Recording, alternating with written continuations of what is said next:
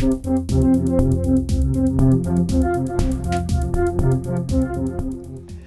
everyone, it's Elizabeth from Astrology at elpisastrology.com. Thanks for joining me today. So this is going to be my interpretation of the astrology for September 2022. But I want to remind you that you individually take that decision on how you think what I say fits into your life. You always have free will. And remember, this is a general reading. And when I do the reading for the sun signs and ascendants later on in the video, after my introduction, I actually use whole sign houses. It's just an easier way to do it. To have a more accurate reading, you really do need to look at your chart. And I know a lot of my viewers already know a lot about astrology, and they do that already. Okay, so how does September look? Well, it's interesting. We start off the 1st and 2nd of September with a yod. And a yod is kind of like a triangle, and it has two basically planets forming a sextile, but then they jointly form what's called a quincunx, or in conjunction. And when you have this in a natal chart, typically it's not necessarily a burden that you carry, but it's more like not feeling that you really fit in because you've got something in this lifetime that innately you know you have to do. But when we put it into an actual chart, a transiting chart, I tend to read this for more of a mundane aspect, unless you've got something like this exactly hitting some of your points. So what do we have here as part of the yod? So at the two ends, we have Pluto, which is at 26 degrees of Capricorn, and we have Neptune, which is at 24 degrees of Pisces, pointing towards Venus at 26 degrees of Leo. And so we see that these two powerful planets, in many ways transformational, truth-seeking for sure. If we could pick, I suppose, a couple words that could meld both the Pluto and Neptune, it would be truth, seeking truth. And it's pointing at Venus. So then we say, well, what? And it's Venus in Leo. I mean, Venus in Leo is kind of like, who's the star of the show here? It's the natural showman. It also speaks to being idealistic in love. So I really felt that this probably is going to be early September, some kind of event that happens, perhaps to an actual person that comes into public view. This may be a female because it is Venus, but it certainly will speak to our values, value of self, maybe value of females, as well as money. And of course, when we look at money and values, we then say, well, what about love? Now, because we've got Neptune here, aspecting this Venus in a yod, along with Pluto, I think that this probably is going to be leading to an overarching ask from the universe. What do you love? What means something to you? What brings sweetness into your life? But we could see the rise of some female who's not afraid to get on the stage. When we look at the 1st of September itself, we have Mars now in Gemini, and we know, we've heard various times where I talk about the fact that Mars is going to be in Gemini for quite a few months because of a retrograde, right? But on the 1st of September, it does sextile Jupiter, which is still, it's retrograde, but Jupiter is still in Aries. And this is at 6 degrees. So I saw this as, again, right at the beginning of September, positive movement in communicating and feeling very optimistic about it. It's opportunities, I would say, to express some kind of messaging or communication. Now, Gemini does rule the 3rd house, so I'm just going to cover some other things of the 3rd house. The main thing of the 3rd house is communications of any sort, including our thoughts, maybe collecting information. But it also brings in siblings, your neighborhood. Gemini is very much associated with writing and short journeys and really short courses or early sort of educational types of things.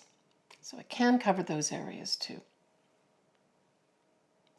On the 3rd of September, we have Mercury, which is in Libra, opposite this Jupiter retrograde in Aries. Now, we will have Mercury going retrograde shortly too. So I would say that this Mercury retrograde I felt was an important retrograde, and I'll continue to speak more about that as we go along into this video. So I thought this, for those folks that are having to pick a day, say, for negotiating and something really working out for them in their favor, good for negotiations, getting advice. Jupiter can represent someone like a teacher or an advisor. And it can also be a time when benefits could come your way, especially through things that are Libra related. And of course, that kind of boils down to laws, right? So for those folks that, and Jupiter to some extent also represents the law. So I think overall, this on the 3rd of September represents a potential time where you could meet up with somebody that could favorably help you negotiate through some kind of legal thing. And again, this doesn't have to be a negative thing, but it's going to be a back and forth because it's an opposition. An opposition isn't the most favorable aspect to have, but Jupiter on its own tends to be very favorable. So I saw this as a favorable time for folks that if you need to earmark a time in September for beneficial negotiations of some sort, 3rd of September would be a potentially good time.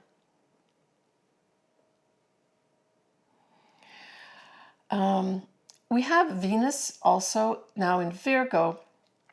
We'll be conjuncting that degree point of the new moon in Virgo last month, and that's at 4 degrees. So for those folks, say some Virgos, either ascendants or sun signs or conglomeration of planets around 4 degrees of Virgo, this Venus coming in is just going to give a nice bump up in terms of benefits. Venus is viewed as the lesser benefic. But it could bring money in for you. It could bring a potential love. But this love will be a more practical, down to earth if it's a love type thing. But it can also just bring in some lovely sweetness with regards to love, values, and money. So see what you have potentially around this 4 degree mark of Virgo. All right, so we have the first lunation, which is a full moon. And this full moon is at 17 degrees of Pisces, 41 minutes. It puts the sun in the opposite sign, of course, at 17 degrees of Virgo on the 10th of September at 3 a.m. Pacific Daylight Time. We also have the sun, which will be trining Uranus, and that puts the moon sextiling Uranus. And I saw this as, just on that alone, positive change. No question of it. Positive change coming our way. And it could be as the result of, with the sun in Virgo, it could be as a result of us finally deciding, looking at the facts and the information we have, what makes sense here? What has some truth to it and validity and use? So on an individual basis, we may be going through an exercise like that. Now, we have an ongoing theme over the next couple months, certainly September and October, where we have in the background this Saturn, which is retrograde right now, squaring Uranus. And it's at 20 to 18 degrees respectively. And so again, we're looking at the old guard versus the new vision of our lives and how unexpected things come about to change things in terms of our individual destiny path and, of course, on the worldwide stage as well. Now, this can bring in new discoveries. That can certainly happen. I mean, Uranus certainly is all about scientific types of things. Uranus rules the skies above us. So that really speaks to, our universe. So new things could be coming in, not only in September, but certainly in early October when we have a more exact square of these two planets. Now, Mercury is retrograde at this time in Libra, and it will be opposite Jupiter retrograde. Well, to me, this was saying a lot about Jupiter used wrongly can exaggerate things. And in combination with Mercury, who can be a bit of a trickster, I saw this as lies, maybe even blatant lies coming out here at this full moon, where the law represented by here Libra, and then of course the retrograde of Mercury, going back to look carefully at some of the lies that may have been brought out and taking time to do that. Now, I'm going to stay on this for a minute because this Mercury starts in Libra, but it goes back into the sort of latter degrees of Virgo before it goes direct, around 24, 25 degrees of Virgo. And this says to me, this whole Mercury retrograde is really speaking to the fact of we're going to go back here and we're going to look real carefully and critically at these facts and then bring them back as Mercury goes retrograde and goes back into Libra, where the law stands up and says, this is what we've found. Now, this can apply to the world stage, but if you've got something around these degree points, Libra as well as Virgo, you could have something come up here too. And it could literally be the law, right, where you have to deal for some reason with the law. Individually, it doesn't have to be negative, but just pay attention to if you do have some degree points, say around 8 Libra, and then 24 to 26 of Virgo, because that's kind of the territory it will be covering for the Mercury retrograde. I think it's a very important Mercury retrograde, by the way. Nicely, this Mercury retrograde at this full moon, we're still on the full moon in Pisces, will be trining Mars in Gemini. And although this brings in a positive, favorable energy, I just got this intuitive hit because this whole Mercury is retrograde, that there's an activation here of maybe some deception going on. So that kind of works with the whole opposition of Mercury opposite Jupiter too. I felt this was maybe deception, again, probably on the world stage of some sort, certainly communications, right? We're talking Gemini here, any kind of messages of any sort, whether it's on your cell phone,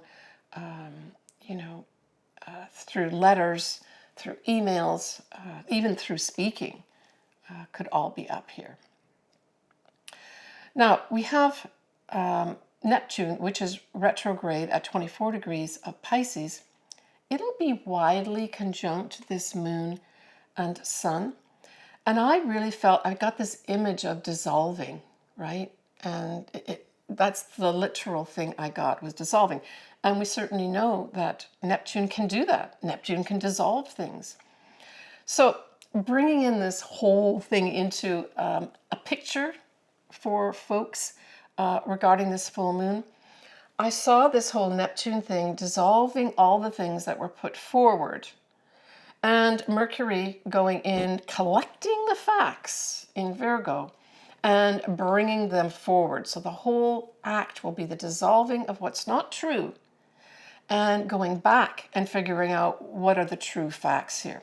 That's how I saw this full moon in Pisces, generally speaking, playing out. But remember that the full moon in Pisces is an immutable sign. So that means you're able to bend and change. It is ruled by Neptune and then also by an ancient ruler of Jupiter. But both these planets are retrograde, so they're not really up to their full power. They're more working in the background. And that's how I feel it goes back to this whole collecting of information regarding what kind of messages were put out. So the other thing that Neptune rules is actually the feet. And another image I got was people dancing, and it may be literally dancing for some folks, but it could also be tap dancing around things, trying to avoid the truth, right?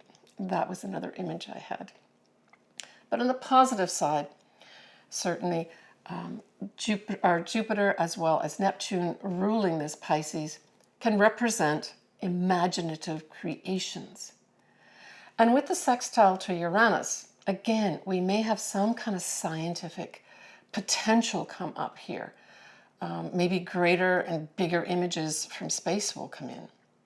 But the other side of Pisces is you can have escapist fantasies. It highlights things like hospitals, charities, prisons, ashrams. It is also the sign of redemption, and it's a full moon. So for some folks, maybe even some Pisces here, they will feel a big release of some sort that's positive for them at this full moon. But as a dissolution, there's big chances here of spirituality, but confusion can also be brought in as well. But because I think this whole Neptune is dissolving things, that dissolving may actually clear a lot of things up for us, individually as well as collectively. Now, on the opposite side, where we have the Sun in Virgo, this is also a mutable sign. So there's lots of room here for negotiations, for changing our mind, that type of thing. But it's introspective, it's discreet and methodical, and it likes to be of service to others. It really likes to get in and analyze the facts and decide what's worth keeping and what isn't worth keeping. And it rules in terms of the body, that the digestive organs, and this then lends itself to that whole health aspect of Virgo too.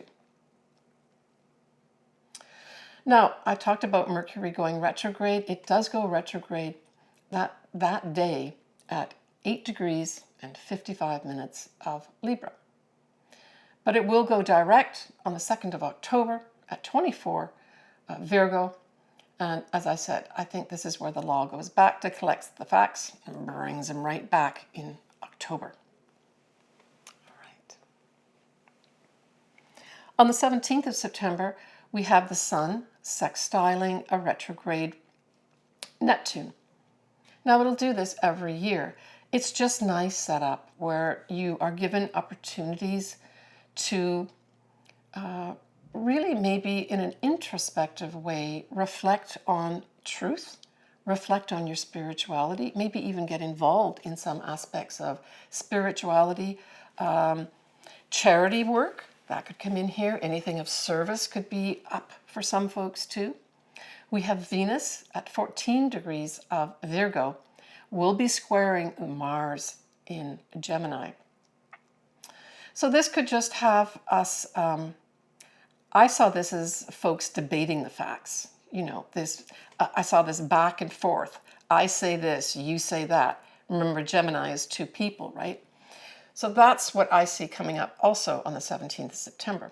But nicely, we also have Venus trining the North Node, which of course is in Taurus. And so this gives us favorable energy to potentially get on, to get some benefits from aiming towards, you know, our destiny, basically, because the North Nodes represent our destiny, right? More our collective destiny. But certainly if you've got your own North Nodes, for instance, in Taurus, and you're having your nodal return, this Venus trining this can give you some money. It can bring love your way, but it can, I always like to look at it, especially connected with the North Node, that you really get a firm understanding of the value of yourself. On the 19th of September, we have that Sun now trining Pluto retrograde. And even though it's a retrograde, it's more introspective for sure if we've got a retrograde happening. But again, this is positive energy. And it's positive energy to transform, more so our internal psychological selves. Pluto rules Scorpio and the 8th house. And the 8th house, one of the things that it represents is our inner psychological selves.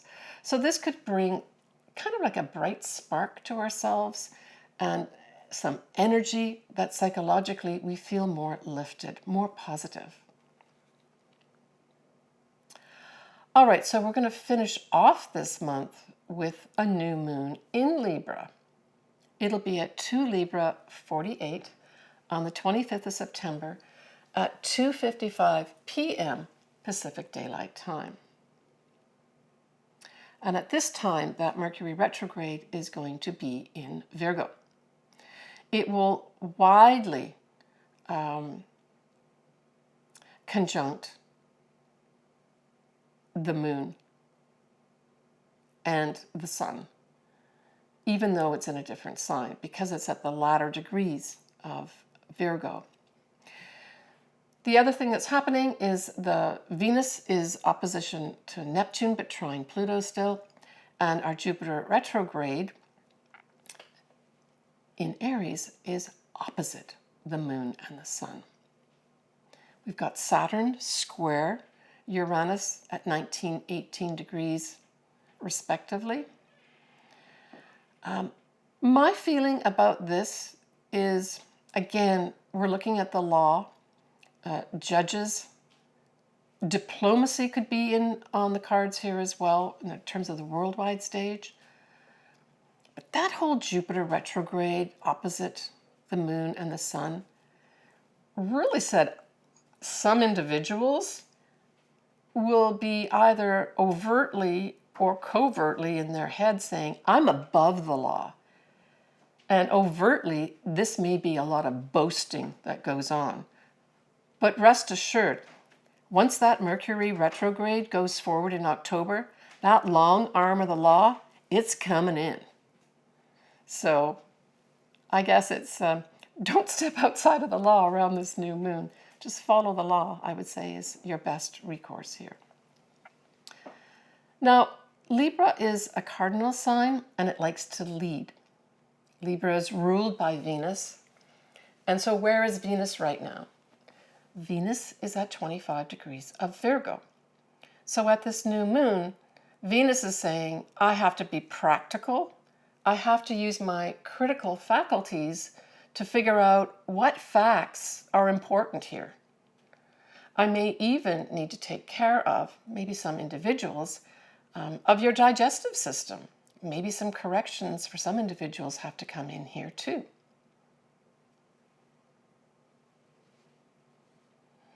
Now what's interesting is that whole Mercury retrograde that I've spent some time on will be going direct at this Venus degree point at the new moon. So there's a tie-in with this new moon and that whole Mercury going direct next month in October, right? So it's on the 2nd of October that happens. It's not long after this new moon. So what do we focus on when we have a new moon in Libra? Well, first of all, I'd like to focus on Librans and say that Happy New Year. This is your new year, Libra.